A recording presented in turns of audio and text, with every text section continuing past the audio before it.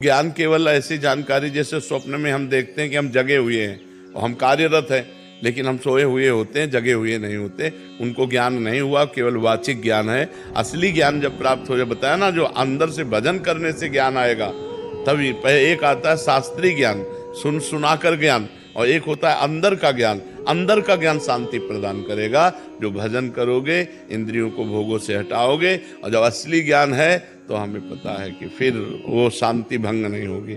जब तक ब्रह्म ज्ञान नहीं है, भगवत ज्ञान नहीं है, तब तक तो अशांत रहेगा ही जीव। और जो देखो संत महात्माओं को परम शांत, हर परिस्थिति में शांत, बड़ी से बड़ी विपत्तियां फिर भी सब शांत, नहीं तो परेशानियां सबको अशांत कर देती हैं।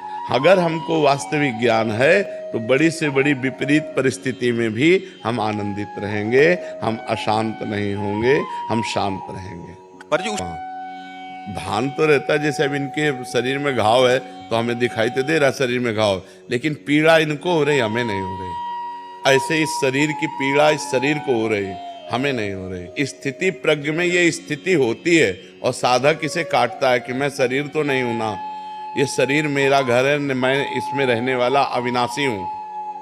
और जो सिद्ध पुरुष होता है वो अपनी स्थिति में होता है, वो भगवान में चित्त को जोड़े होता है। इसके जो कष्ट होते, भान होता है पर उसका दुख नहीं होता। भान होता है, गर्मी है तो भान होगा पर उसका दुख नहीं है। शरीर में पीड़ा है, भान होगा और उसका दुख नहीं। साधक विवेक के द्वारा काटता है कि नहीं, मैं शरीर नहीं हूँ, ये इसका प्रारब्ध भोग है, इसको भोग लेने दो। मैं इसका देखने मात्र दृष्टा हूँ, मैं इसका भोगता नहीं हूँ। वो बार बार ऐसे कटिंग करके वो अपने आप को बचाता है। लेकिन जो सिद्ध पुरुष होता है वो बचा बचाया भगवान की स्थिति में रहता है। उसको दुख नहीं होता, कष्ट होता है। जैसे पीड़ा हो रही है, सर दर्द हो रहा है तो सर दर्द होगा, लेकिन सर दर्द का दुख नहीं होगा।